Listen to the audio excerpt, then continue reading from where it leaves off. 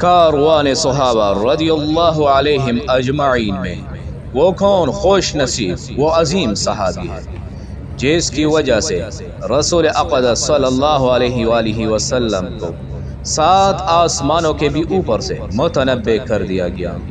وہ کون ہے جس کی شان میں جبرائیل امین علیہ السلام اللہ تعالیٰ کی جانب سے وحی لے کر رسول اکرم صلی اللہ علیہ وآلہ وسلم کی خدمت اقدس میں حاضر ہوئے۔ یہ عظیم مرتبط شخصیت حضرت عبداللہ ابن ام مکتوم رضی اللہ تعالی عنہ کی ہے، جنہیں مؤذن رسول صلی اللہ علیہ وآلہ وسلم کا بھی اعزاز حاصل ہے۔ حضرت عبداللہ ابن ام مکتوم رضی اللہ تعالی عنہ مکی اور قریشی ہیں۔ آپ رضی اللہ تعالی عنہ رسول اللہ صلی اللہ علیہ وآلہ وسلم کے قریبی رشتہ دار بھی ہیں۔ وہ اس طرح کے آپ رضی اللہ تعالی عنہ ام المؤمنین حضرت خدیجہ رضی اللہ تعالی عنہ کے ماموزاد بھائی تھے۔ ان کا باپ قیس بن زید تھا اور ماں کا نام عاتقہ بن عبداللہ اور انہی ام مکتوب کے نام سے اس لیے پکارا جاتا کہ ان کے ہاں حضرت عبداللہ ابن مکتوم یعنی نابینا پیدا ہوئے تھے۔ حضرت عبداللہ ابن ام مکتوم رضی اللہ عنہ نے دل کی آنکھوں سے وادی مکہ معظمہ میں اسلام کی نورانی کرنوں کا مشاہدہ کیا۔ اللہ سبحانہ وتعالی نے اپنے فضل و کرم سے اسلام کے لیے ان کے سینہ میں انشراح پیدا کر دیا۔ آپ بھی ان صحابہ کرام رضی اللہ علیہم اجمعین میں سے ہیں جنہوں نے اسلام قبول کرنے میں سبقت حاصل کی۔ تحریک اسلامی کے ابتدائی دور میں صحابہ کرام رضوان اللہ علیہم اجمعین کو جن مشکلات سے دوچار ہونا پڑا، جناب عبداللہ ابن مکتوم رضی اللہ عنہ نے بھی خندہ پیشانی سے ان مشکلات کا سامنا کیا۔ آزمائش کے اس نازک وقت میں آپ کے پائے استقلال میں کوئی لغزش پیدا نہ ہوئی اور نہ ہی آپ رضی اللہ تعالی عنہ کی جرت ایمانی میں کوئی عزم حلال پیدا ہوا، بلکہ اس ابتلاء کی بٹی میں سے کھوندن بن کر نکلے۔ کتاب الہی، دین اسلام اور رسول مقبول صلی اللہ علیہ وآلہ وسلم کے ساتھ محبت میں 2 قدم اور آگے بڑھ گئے۔ رسول اکرم صلی اللہ علیہ وآلہ وسلم کی خدمت اقدس میں رہتے ہوئے قرآن حکیم کو حفظ کرنے کی طرف متوجہ ہوئے۔ آپ رضی اللہ تعالی عنہ نے فرصت کے ہر لمحہ کو غنیمت جانتے ہوئے رسول مقبول صلی اللہ علیہ وآلہ وسلم کی محفل سے علم و حکمت کے گراں قدر جواہر فارغ آپ نے دامن میں سمیٹنے کی بھرپور کوشش کی۔ ان دنوں سرور عالم صلی اللہ علیہ وآلہ وسلم کی دلی تمنا تھی کہ کسی طرح سرداران قریش خلقہ بگوش اسلام ہو جائے۔ ایک مرتبہ عتبہ بن ربیعہ، عمر بن حشام، امیہ بن خلف، ولید بن مغیرہ رسول معظم صلی اللہ علیہ وآلہ وسلم کے پاس بیٹھے ہوئے تھے اور آپ صلی اللہ علیہ وآلہ وسلم انہیں اسلام کی دعوت دے رہے تھے، اور دل میں یہی شوق اور جذبہ موجزن تھا کہ یہ لوگ دعوت اسلامی قبول کر لیں تاکہ میرے جان نثار صحابہ رضی اللہ علیہم اجمعین ان کی اذیتوں سے بچ جائیں۔ محفل جمی ہوئی تھی، وہ ہمدن گوش اسلام کا پیغام سن رہے تھے۔ اسی دوران حضرت عبداللہ ابن ام مکتوم رضی اللہ عنہ وہاں پہنچ گئے۔ آتے ہی رسول اقدس صلی اللہ علیہ وآلہ وسلم سے قرآن مجید کی ایک آیت کا مفہوم دریافت کرنے لگے۔ یہ انداز دیکھ کر رسول اللہ صلی اللہ علیہ وآلہ وسلم کبیدہ خاطر ہوئے، ماتھے پر تھیور چڑھائی اور انہیں نظر انداز کرتے ہوئے سرداران قریش کی طرف ہی پوری طرح متوجہ رہے۔ دل میں یہی لگن تھی کہ یہ اسلام قبول کر لے، دین اسلام کو غلبہ حاصل ہو اور دعوت اسلامی پروان چڑھے۔ جب محفل برخاست ہوئی تو آپ صلی اللہ علیہ وآلہ وسلم نے ابھی گھر جانے کا ارادہ ہی کیا تھا کہ آپ صلی اللہ علیہ وآلہ وسلم پر وحی نازل ہوئی۔ تر شروع ہوا اور بے رخی برتی اس بات پر کہ وہ نابینا اس کے پاس آ گیا۔ تمہیں کیا خبر، شاید وہ سدھر جائیں یا نصیحت پر دھیان دے، اور نصیحت کرنا اس کے لیے نفع ہو۔ جو شخص بے پرواہی برتتا ہے اس کی طرف تو تم توجہ کرتے ہو، حالانکہ اگر وہ نہ سدھرے تو تم پر اس کی کیا ذمہ داری ہے؟ اور جو خود تمہارے پاس دوڑ آتا ہے اور وہ دوڑ رہا ہوتا ہے، اس سے تم بے رخی برتتے ہو؟ ہرگز نہیں۔ یہ تو ایک نصیحت ہے، جس کا جی چاہے اسے قبول کریں۔ یہ ایسے صحیفوں میں درج ہے جو مکرم ہے، بلند مرتبہ ہے، پاکیزہ ہے، معزز اور نیک کاتبوں کے ہاتھ میں رہتے ہیں۔ یہ 16 آیات حضرت عبداللہ ابن ام مکتوم رضی اللہ عنہ کی شان میں نازل ہوئی، جو آج تک پڑھی جاتی ہے اور قیامت تک پڑھی جائے گی۔ یہ وحی نازل ہوتے ہی رسول اللہ صلی اللہ علیہ وآلہ وسلم کے دل میں حضرت عبداللہ ابن ام مکتوم رضی اللہ عنہ کی محبت گر کر گئی۔ اس کے بعد ہر محفل میں آپ صلی اللہ علیہ وآلہ وسلم ان کا خاص خیال رکھتے۔ جب بھی آپ صلی اللہ علیہ وآلہ وسلم سے ملنے آتے تو آپ صلی اللہ علیہ وآلہ وسلم ان کی عزت کرتے، اپنے قریب بٹھاتے، خیریت دریافت کرتے، اور اگر انہیں کوئی ضرورت ہوتی تو اسے فوراً پورا کرتے۔ جب قریش نے اہل ایمان کو شدید اذیتیں دینا شروع کر دی تو اللہ تعالیٰ نے رسول اکرم صلی اللہ علیہ وآلہ وسلم کو ہجرت کی اجازت دے دی۔ پہلے مرحلے پر جن صحابہ کرام رضوان اللہ علیہم اجمعین نے ہجرت کی، ان میں حضرت عبداللہ ابن ام مکتوم رضی اللہ عنہ بھی تھے۔ مدینہ منورہ پہنچ کر حضرت عبداللہ ابن ام مکتوم اور حضرت مصعب بن عمیر رضی اللہ عنہما نے لوگوں کو قرآن مجید کی تعلیم دینا شروع کی اور دین اسلام کی دعوت پھیلانے میں ہمتاً مصروف ہو گئے، اور ان کی دعوت سے متاثر ہو کر بہت سے لوگ حلقہ بگوش اسلام ہوئے۔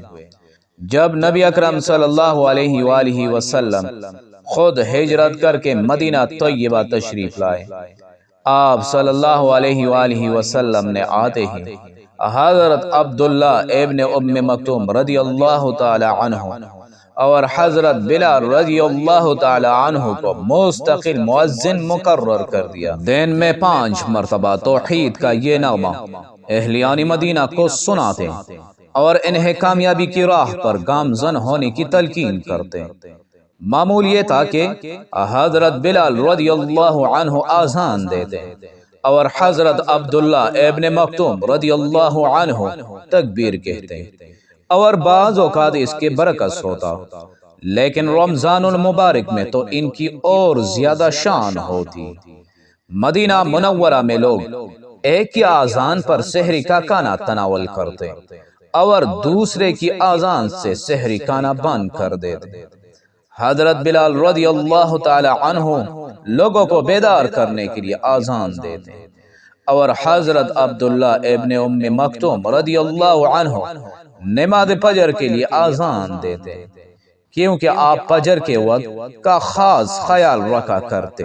حضرت عبداللہ ابن ام مکتوم رضی اللہ عنہ کی عظمت کا آپ یہاں سے اندازہ لگائیں کہ نبی اکرم صلی اللہ علیہ وآلہ وسلم نے آپ نے غیر حاضری میں تقریباً 10 مرتبہ انہیں مدینہ منورہ کا نگران مقرر کیا، اور ایک مرتبہ ڈیوٹی اس وقت ان کے سپرد کی جب آپ صلی اللہ علیہ وآلہ وسلم فتح مکہ کے لیے روانہ ہوئے تھے۔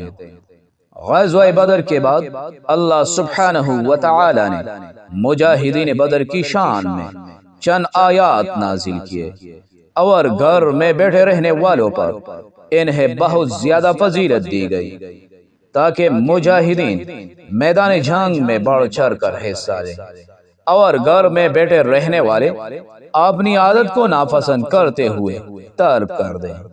یہ آیات سن کر حضرت عبداللہ ابن ام مکتوم رضی اللہ تعالی عنہ بڑے غمگین ہوئے، اور انہیں شرکت جہاد کے اعزاز سے محرومی بڑی دشوار محسوس ہوتی۔ فوراً خدمت اقدس میں حاضر ہو کر عرض کی یا رسول اللہ، اگر میں معذور نہ ہوتا تو ضرور جہاد میں شریک ہوتا۔ حضور، ہم تو جہاد کی فضیلت سے محروم ہو گئے۔ پھر اس افسردگی کے عالم میں بے ساختہ ان کی زبان سے یہ دعائیہ کلمات نکلے: الہی، میرے عذر کو پیش نظر رکھتے ہوئے اپنا حکم نازل فرما۔ الہی، میرے عذر کو پیش نظر رکھتے ہوئے اپنا حکم نازل فرما۔ الہی، میرے عذر کو پیش نظر رکھتے ہوئے اپنا حکم نازل فرما۔ اللہ تعالیٰ نے آپ کے دل سے نکلی ہوئی دعا کو فوراً قبول کر لیا۔ کاتب وحی حضرت زید بن ثابت رضی اللہ تعالی عنہ فرماتے ہیں کہ ایک روز میں رسول اکرم صلی اللہ علیہ وآلہ وسلم کی خدمت اقدس میں بیٹھا ہوا تھا۔ آپ صلی اللہ علیہ وآلہ وسلم پر غنودگی کی کیفیت طاری ہوئی، اور اسی اثنا میں آپ صلی اللہ علیہ وآلہ وسلم پر وحی نازل ہوئی۔ تھوڑے سے عرصہ میں غنودگی کی یہ کیفیت جھاتی رہی۔ آپ صلی اللہ علیہ وآلہ وسلم نے مجھے ارشاد فرمایا: زید لکھو۔ میں نے عرض کی: حضور کیا لکھوں؟ آپ صلی اللہ علیہ وآلہ وسلم نے فرمایا: یہ آیات لکھو: لا يستوي القاعدون من المؤمنین والمجاہدون فی سبیل اللہ، مومنوں میں سے بیٹھے رہنے والے اور اللہ کی راہ میں جہاد کرنے والے برابر نہیں ہوتے۔ حضرت عبداللہ بن ام مکتوم رضی اللہ تعالی عنہ نے عرض کی: حضور، جو لوگ معذور ہیں ان کے لیے کیا حکم ہے؟